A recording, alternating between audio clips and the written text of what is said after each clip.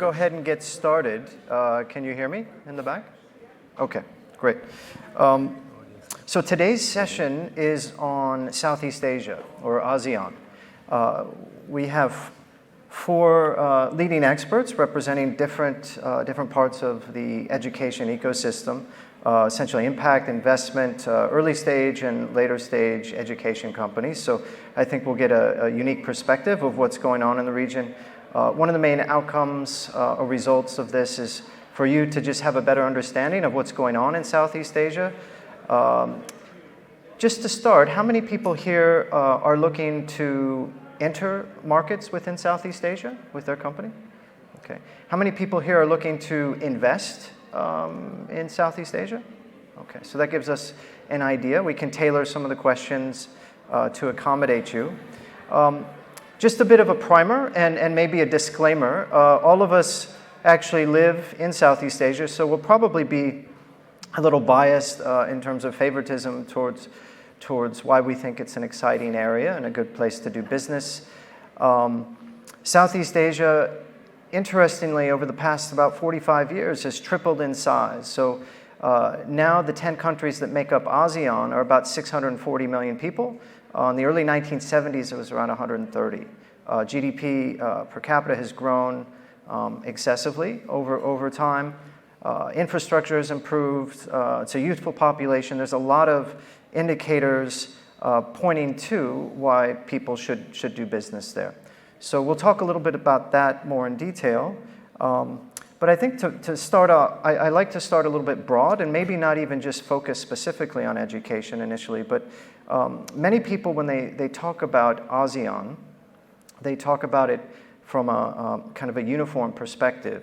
But in actuality, the 10 countries that make up Southeast Asia are very distinct and different. So I think as an opening question, I'd like to ask Sandeep, from an economic perspective, do you think ASEAN is one economic community, or is it a bunch of individualized countries kind of doing their own thing?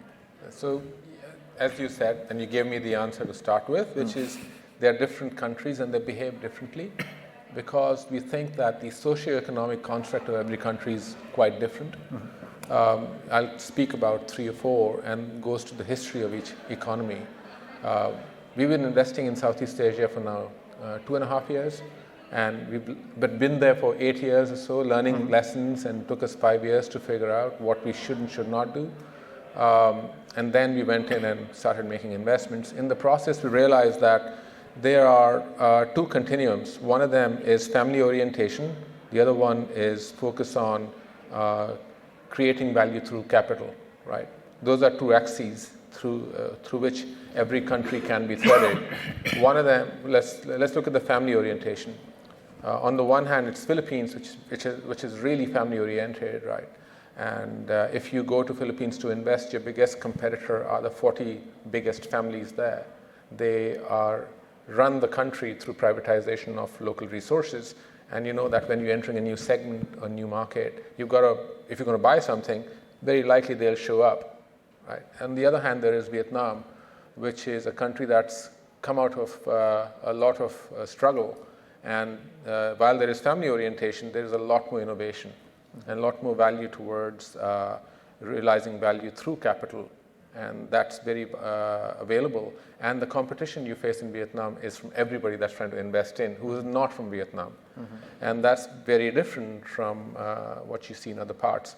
And the market in Vietnam is highly different from the market in Philippines. So those are the 2 ends, and Thailand and other countries fall in between of the orientations towards family versus capital orientation. That's one example of what we see. So Young, again, just more kind of from a macro perspective, what kind of trends are you seeing in Southeast Asia? Yeah, no, I think it's interesting because we're Singapore and San Francisco, so kind of seeing the comparisons. And so I think there's a couple of trends that I find very interesting. I think one is, given that when we talk about the millennial workforce in Southeast Asia, a lot of that growth is coming from 18 to 35. So it has the largest population of young people, I think, in the world, right, in terms of where the growth is coming from. So the way that people learn, the way that they engage with technology, obviously is much faster, if you will, than if I compare that to, say, Europe or the US even. So kind of the mobile first thing, it's obvious. Everyone in Southeast Asia is mobile first. No one asks that question. That's right. Right, whereas in, I think in Europe and the US, people are still talking about mobile responsiveness. So that's kind of one thing. I think the second thing, you're seeing a lot of stuff in the employee engagement space. So I think a lot of, I think the companies are evolving and maturing a lot. So you're starting to see companies now focus a lot more on employee experience, and you're seeing that kind of rising train. It's not just about content anymore, it's about the experience of delivery. I think the other thing is, and now I'm biased a little bit by Singapore government, is really a heavy focus on skills. So the whole, and I think that's kind of a global trend, not just unique to Southeast Asia, but I think where I see differences is governments like Singapore are putting their money where their mouth is, and literally setting up, a significant amount of capital, giving Singaporean citizens free capital to do continuous online learning and skills building. I think other governments in Malaysia are doing the same thing. So you're starting to see a much more, I would say, not just talk, but a lot of action related to the idea of skill building and upskilling. And I think that's really exciting. It creates a lot of exciting opportunities, both for startups as well as investors. Interesting. Tuan, your company Toppika is one of the, we'll call it the golden childs of Southeast Asia. So your company not only, it started in Vietnam, but now you're in multiple countries. Can you tell us a little bit about your experience taking your company from Vietnam into other markets throughout Southeast Asia? Yep. Thanks, Mike. It's challenging, obviously. It cannot be oversimplified into cultural differences.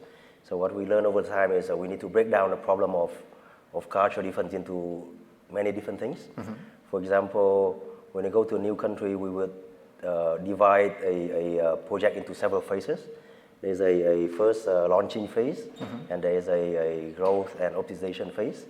So for launching phase, we will bring people who we know are best at launching and trying out early stage assumptions and hypothesis, and trying out quickly and then fail quickly and get up and go again. So we bring those people into a new country, they set things up, and then typically for growth phase and the later stages, we would hire local people. But the challenge usually compounded by the fact that there's no edtech industry in South Asia, no significant edtech industry. So usually banks, they would poach people from another bank. Edtech companies, we don't have that many other edtech companies to poach people from. So we would have to build a workforce from other industries. So we bring in people from Big Four accounting firms, from consumer firms like P&G and Unilever. We put them through rotational programs, and so that they can learn the products, the culture, and then they get highly motivated, and then we can give them the next big assignment. So a lot of different challenges go together. To put you on the spot slightly, and this is, I guess this is a stereotypical statement, but Vietnam seems to be dominating this investment space in Southeast Asia. I think I saw a statistic where last year it was something like almost 800 million in VC funding into Vietnam, whereas Thailand had around 30. Why is that? What is so unique about Vietnam within Southeast Asia that it's getting so much attention externally as well as internally? Well, it's everything is relative, right? So we published this annual survey about $800 million flowing to Vietnam. The next day we saw another report that there was 80 billion into China. So that's our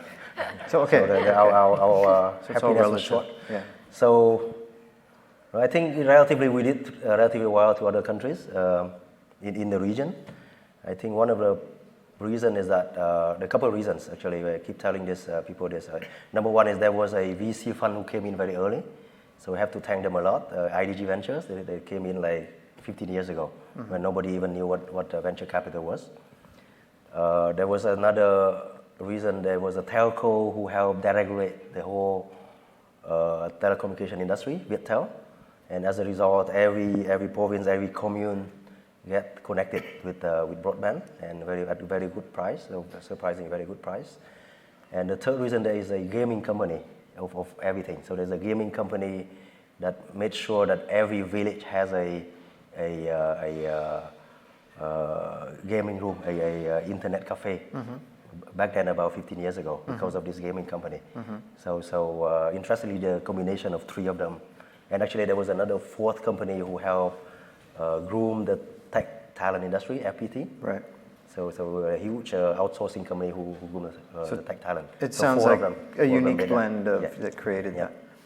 Ashish, so your company is based in Singapore, but you've recently entered the Philippine market. Maybe you can share a little bit about what that experience was like as well. So maybe some context will help. We entered the Philippines for 2 or 3 reasons. We were looking at Indonesia very closely because of the size of the market, Vietnam because everybody talks about Vietnam. But from our perspective, we are in K8 elementary, as you know. Deregulation in our sector or level of regulation was one criteria, and Philippines had a large installed base of affordable private schools, which made it interesting with not too much of government interference or religious interference, which is there in some markets. English, of course, is another big advantage. I mean, I always knew that, but now having spent time in the Philippines, I'm amazed at how entrenched English is, and not just in the Manila area, but well beyond. Of course, not everybody speaks English, but those who do speak it pretty well, and a lot of them do. And a third area was what would be the best springboard from a learning perspective to go to other markets. So I think the scorecard after 2 years being there is that looks like it was a good decision. And of course, we've faced our set of challenges. It's a fairly nationalistic kind of culture, so any foreigner coming in is obviously met with a kind of mixed reception. But going from Singapore was a big strength. Singapore in the region is looked up to as the big brother, as the place which can do no wrong in many ways. So we try to leverage that to the extent we could. And so that was a big strength. I think also the receptivity to new things is very high. So we ran into schools which were like, oh my God, you're building something for the Philippines, which is affordable, and we've been buying things out of Europe and North America. So people are looking for answers. And even Singapore, I mean, relatively speaking, is a rich, expensive country. So solutions relevant to the Philippines. And now as we are beginning to look at countries around, Indonesia and Vietnam, I think the relevance of our experience in the Philippines, including talent. So I forgot to mention, I think Philippines as a source of talent is underestimated, I think, in the region.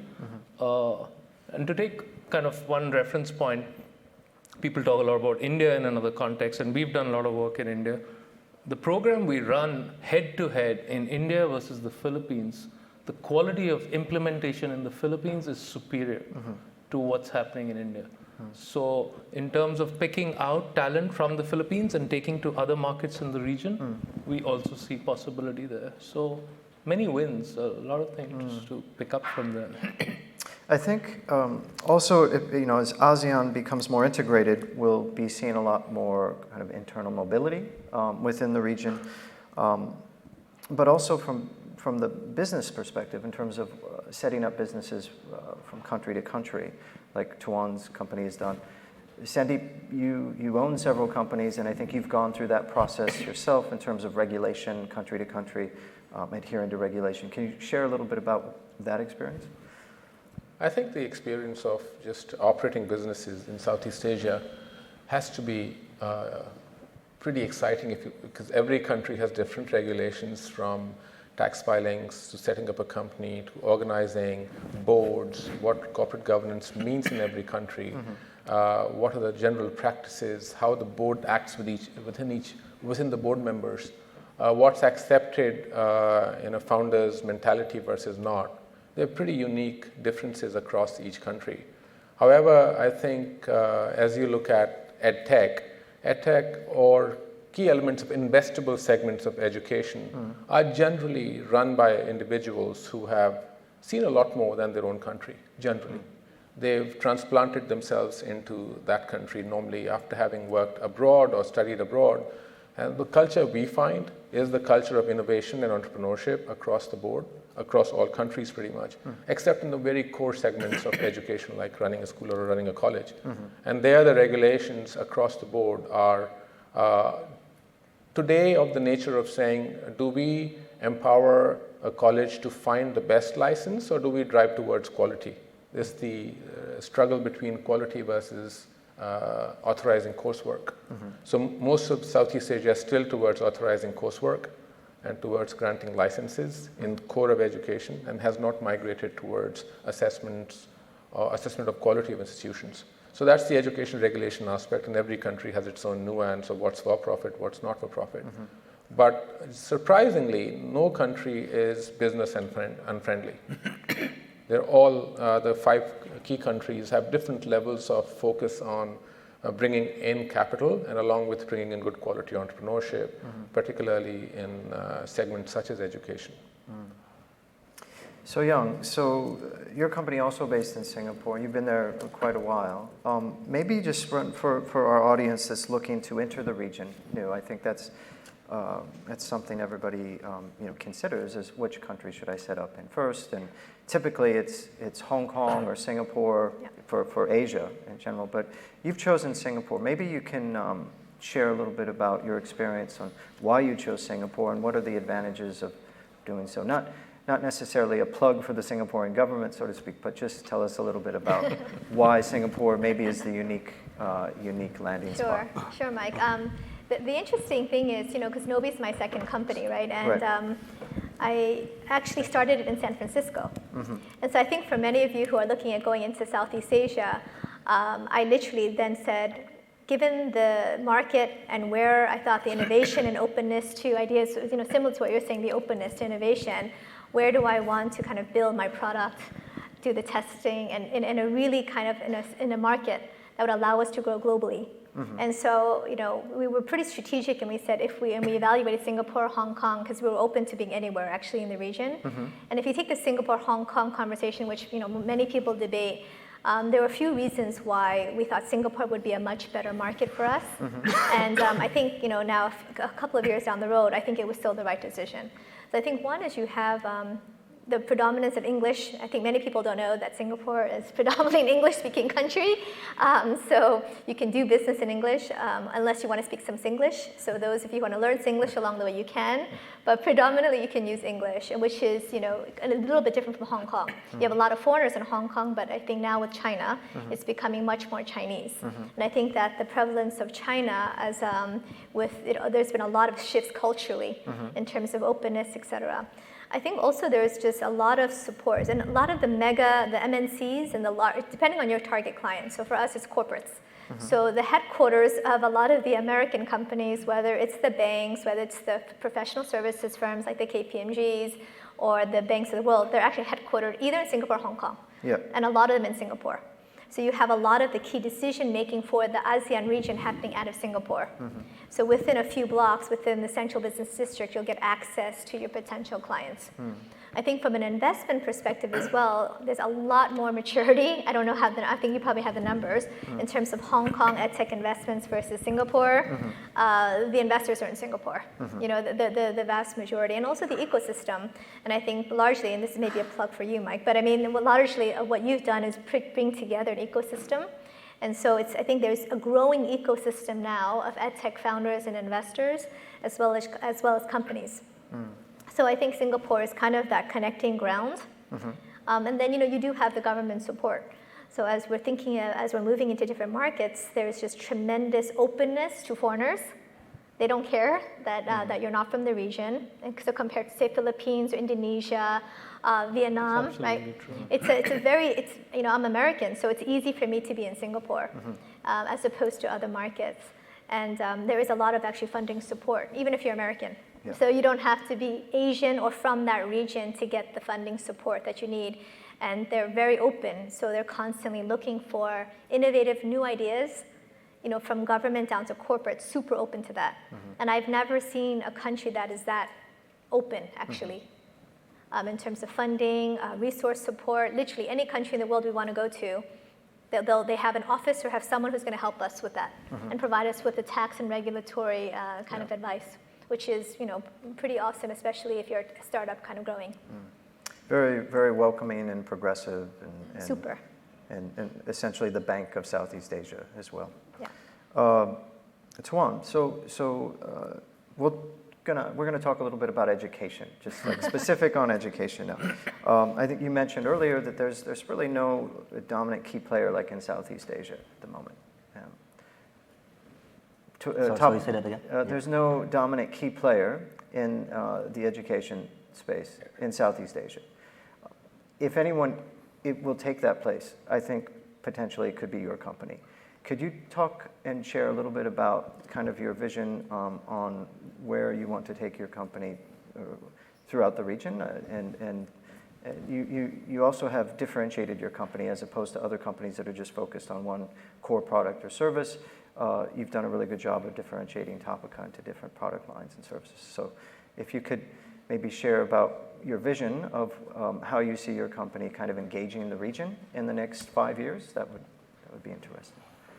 I mean, thank you for the vote of confidence. And, we, as I mentioned, so international expansion is always challenging. So we try to be pragmatic. So we're gonna focus ourselves on 3 or 4 key markets, the largest population. So Vietnam, Indonesia, Thailand, and the Philippines.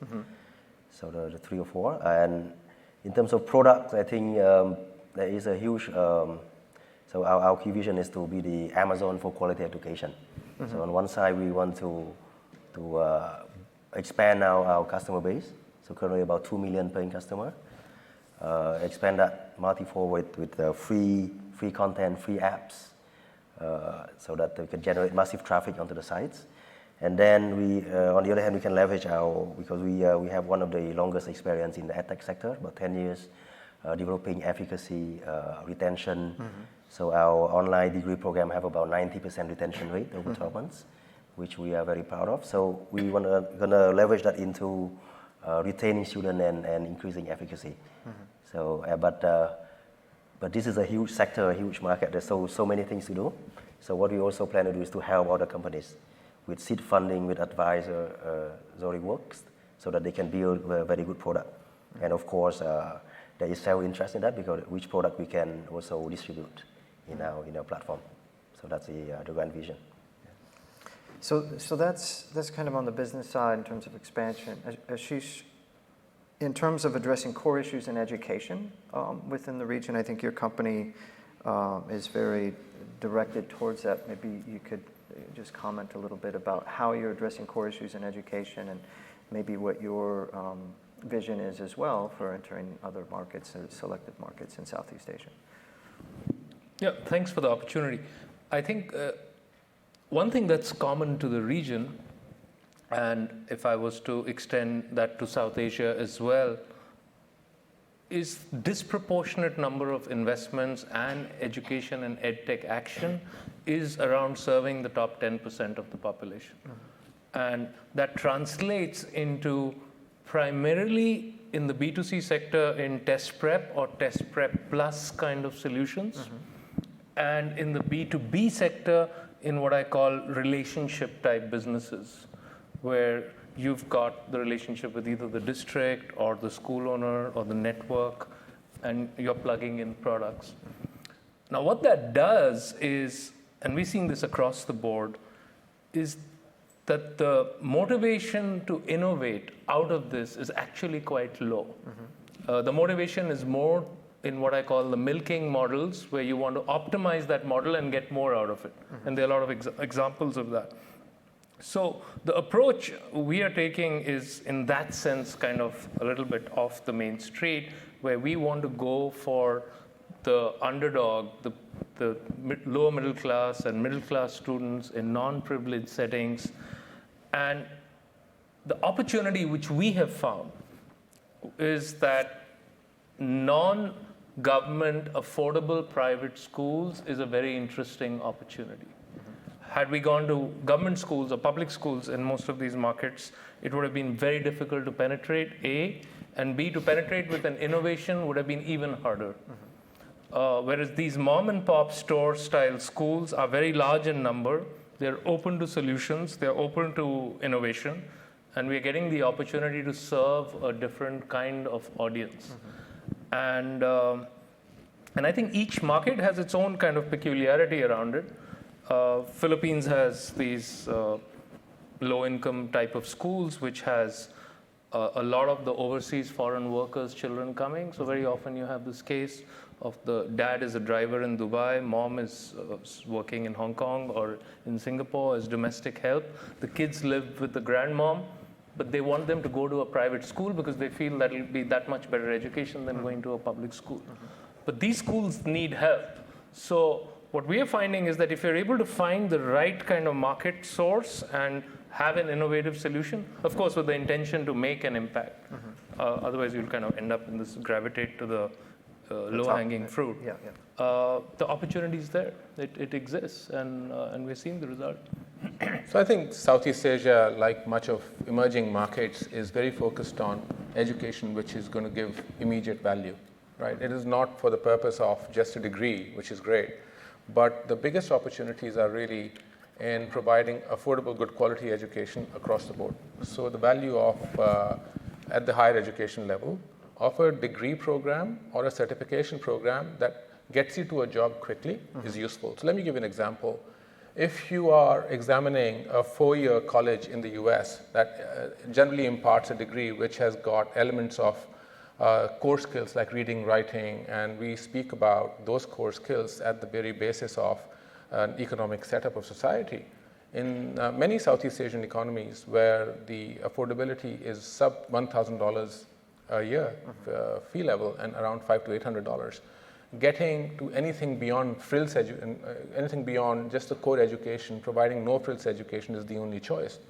And there, you've got to innovate. You've got to innovate with number of teachers who can teach a number of classrooms at a time. You've got to teach to provide the best curriculum, a lot of which is developed through the teachers themselves and their passion.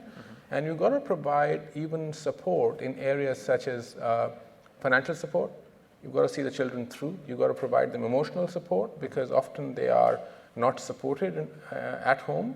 And so it's an entire social effort at that scale. And then it's got huge rewards in terms of what you see them achieving. And you generally don't end up providing courses such as atomic physics or other things which are great for learning but don't get you a job. The courses that work in many of these countries will be like accounting, criminal justice, nursing, other medical sciences.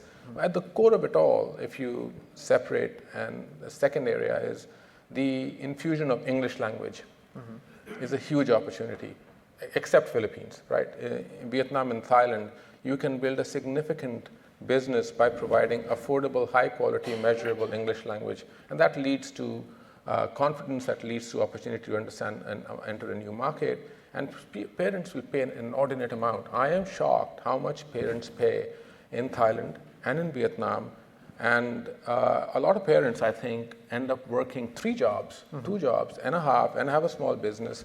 It's endless. And they have 2 kids, and they're both getting the best English language education. And of course, Toppika has done a good job in providing English language as well. And there are other companies as well which have done a great job. So those are great areas of growth. At the school level, of course, affordable private schools are exciting, but then there are other models which are very exciting as well. What does a child's day look like in school in a Southeast Asian country, Vietnam, Thailand, Philippines? Generally, that school day is 6 to 8 hours long. It doesn't really end at the school. Students end up going for supplemental learning. And in Singapore, it is incredible where every child has 3 or 2 supplemental learning opportunities after school, and children's days go for 10 hours a day. Yeah. So it is a very competitive society, all of Southeast Asia, and the ability and desire to spend is not commensurate with the stated income. You just cannot correlate, wow, you make so little theoretically, but you spend so much.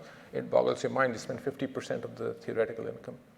Very, almost similar to China in some respect, Okay. and I think it's irrespective of the, like as you say, the earnings of the parent. So if Yeah. they make a lot more, they're just spending a lot more on tutors. They get a more expensive piano teacher, whatever. So that parental spend is huge. Similar. Go ahead. No, can I just build off on the skill? Because I think one of the things that I also find different, in Southeast Asia versus, let's say, US, Europe, is actually the focus on skills.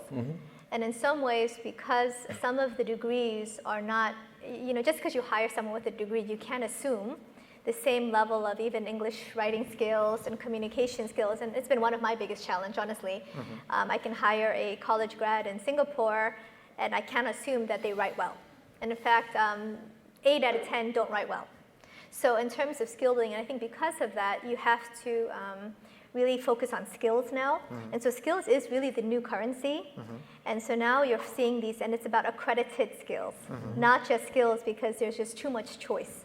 So I think that's where there's a big emphasis now on figuring out what are the skills that are required, both technical skills, soft skills is actually the big thing now. How do you develop these soft skills? People are graduating now with all these degrees, but they can't, the creativity, communication skills, some of the critical thinking skills are very are lacking. So then how do you develop that and also have evidence that those skills have actually been attained? And that's been a big focus in terms of some of the stuff that we're seeing and the stuff that we're investing in, because it's no longer enough just to have that piece of paper. Right. You have to have some kind of recognition with your accreditation and the emphasis. We fought the assessment thing for like the first 2 years. We're like, we're not going to do assessments because true learning cannot be measured through an assessment score. But we lost that battle because in Asia they said, I need to have an assessment, I need to have a score, and if you can do behavior stuff, awesome. But I think that there's this growing understanding and acceptance that it's insufficient to have an assessment score because the employers are demanding more. And so you're starting to see this gap between that assessment score and then what the companies are looking for employability. Right. And so how do you close the gap in employability? Yeah.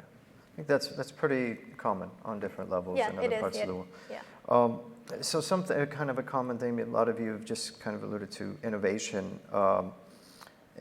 Fostering creativity. Singapore does a pretty good job. Obviously, they score well on PISA and have a good school system. But So Young, I think you travel a lot. You see a lot of different companies and regions, and Sandeep, you as well. Have you seen any interesting, innovative education companies basically come out of Southeast Asia? And then, Tuan, this will also be good for you. There was an article in World Economic Forum published a report on an index ranking the most innovative cities in the world. Bangalore was number 1, and it was innovative in terms of responsiveness to change. But number 2, which surprised everyone, was Ho Chi Minh. So there's a lot of startups going to Ho Chi Minh, early stage stuff. So Vietnam has also pretty much kind of solidified itself as the innovation, I don't want to say innovation capital of Southeast Asia, but even people in Singapore kind of look towards what's going on in Vietnam. So maybe we can get both of your perspectives on just interesting innovation that you're seeing coming out of those two areas. You want to talk about Vietnam? I don't know much about Vietnam, but I think in terms of Singapore, I think you're seeing. Because I'm not in K through 12, I focus much more on kind of the corporate innovation space. Correct. And so it's more like HR tech. So kind of like it's HR tech meets ed tech. And where we're seeing, I think, a lot of the innovation is in almost like the crossovers, that it's not limited just to one area. Like even kind of your fintech meeting ed tech, InsurTech meetings. So you're starting to see a lot of this kind of thing happening, which I think is interesting. So we've created these arbitrary lines in terms of the tech community. And I think even things we've talked about is how do we think about the edtech community, not just being limited to K through 12, but kind of a broader conversation about capability and skills. So I think you're starting to see a lot more kind of startups coming into Singapore, even from Finland. So on the education side, coming in from Finland and taking their models, bringing them into Asia, and using Singapore as that launch pad in order to test those concepts out. And I think it's a fantastic market for testing and really assessing product market fit. Did you want to add? Yeah, sure. So I think some of the most interesting companies we seen so far is one of them is the name Elsa. So that's a very interesting AI app for pronunciation practice. So you can just talk into the phone and it gives you a grade and corrects your pronunciation. Invested by Google AI, which I think it speaks a lot about the business potential as well as the algorithm and the data, the potential to collect great data for Google. So I would bet that it's very likely that the Google would acquire them soon. Yeah, and then get all the data, which is very valuable. The second one is Got also a very well-known name. So they started as an education app, but now it's become what they call knowledge as a service. So you're working on an Excel sheet, you stuck, you can get an expert to help you within minutes, live expert to help you with that. And obviously, both of them invest a lot in AI. And if you look a little broader, so from one of the most interesting companies I've seen last year from China is Squirrel AI. Yes. So I was very impressed with the data they published. So they actually, the adaptive learning algorithm they have actually beat human teachers by several times in terms of learning efficacy. The number of learning units that the class can actually absorb and pass within a given time. We just have a few minutes left. So given that a lot of our audience is looking to enter markets in Southeast Asia, really quick, if we can go, we'll do like a fire round. One nugget of advice for people entering Southeast Asia. So yeah, if you can start, we'll just go down the line. Sure. One nugget, one piece of advice to help people on their journey as they enter Southeast Asian markets. Yeah, I think at the end of the day, Asia is all about relationships as well. So invest the time, resource to build relationships with folks who are on the ground, who've been there. People are very willing to help. And so I think there's no, I think it's a very collaborative, actually, ecosystem. So that's really positive if you're entering. So definitely invest in relationships. Find a local partner, distribution partner, and of course, talk to everyone you know, but of course, we can also help. We got about 2 million paying customers in Vietnam and Thailand. Yeah, I think just extending what they're saying, move to Southeast Asia if you want to do business over there, or bring your founder mentality to Southeast Asia. If you're not the founder, find a founder there, and that'll help. Have to. Okay. Find a partner, yes, I think that's ideal. But chances are if you're innovating and disrupting, you might have to show proof of concept yourself. Second, leverage Singapore. Singapore is different from everybody else in the region, and there's merit in using that to your advantage. I think this was the Singapore. We should have retitled the session. Welcome to Singapore. So Rising Tigers of Southeast Asia. Essentially, again, collectively, 630 million people. If you look economically, it's behind China and India, so it's up there. And I think given that most of the population of that 630 million people is probably around mid-20s, there's a lot of growth to expect in the coming years. So that concludes our session for today. And please, if you have any questions, we'll hang around for a few minutes and talk with you. All right, man. Okay.